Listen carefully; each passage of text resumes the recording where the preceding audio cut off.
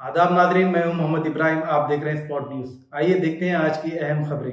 RSS యొక్క భావజాలము BJP యొక్క విధానము ఈ దేశంలో ఉన్న రిజర్వేషన్లను రద్దు చేయడమే. వాళ్ళ ఆఖరి యుద్ధం ప్రకటించారు ఈ రాజ్యాంగం మీద. ఆ ఆఖరి యుద్ధమే ఎస్సీ ఎస్టీ ఓబీసీ రిజర్వేషన్ల రద్దు.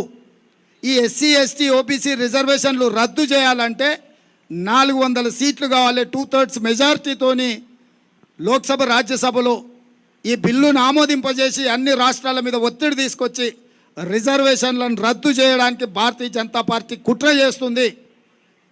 1925 సంవత్సరంలో మొదలుపెట్టిన ఆర్ఎస్ఎస్ 100 సంవత్సరాలు పూర్తయ్యే లోపల ఈ దేశంలో రిజర్వేషన్లను రద్దు చేస్తామనే విధానాన్ని ఆర్ఎస్ఎస్ తీసుకున్నది. 2025కు 100 సంవత్సరాలు ఆర్ఎస్ఎస్ ఆవిర్భవించి పూర్తి కాబోతుంది. కాబట్టి రిజర్వేషన్లను రద్దు చేయాలన్న పట్టుదలతోని ఆర్ఎస్ఎస్ ఉన్నది. ఆర్ఎస్ఎస్ పెద్దలు చాలా సందర్భాలలో రిజర్వేషన్ల రద్దు విధానాన్ని ప్రస్తావించారు. ఆ రోజు ఇక్కడున్న మీడియా మిత్రులకు చాలామందికి తెలిసి ఉండాలి.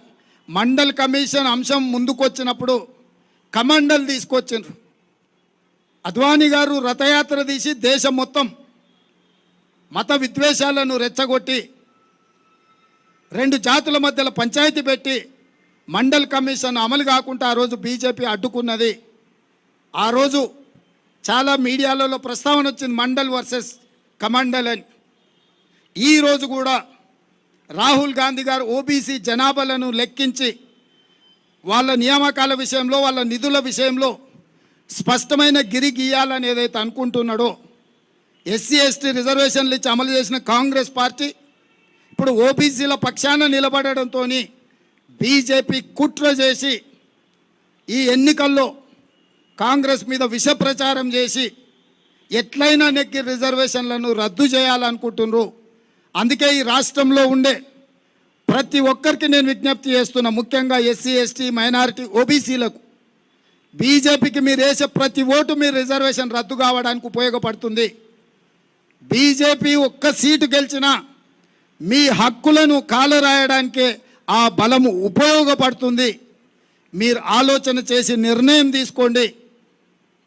ఇవాళ మరి రిజర్వేషన్లనే రద్దు చేయాలనుకుంటున్న బీజేపీకి కొంతమంది వర్గీకరణ విషయంలో పోరాటం చేస్తున్న వాళ్ళు ఏ విధంగా మద్దతు ఇస్తారో నాకైతే తెలీదు.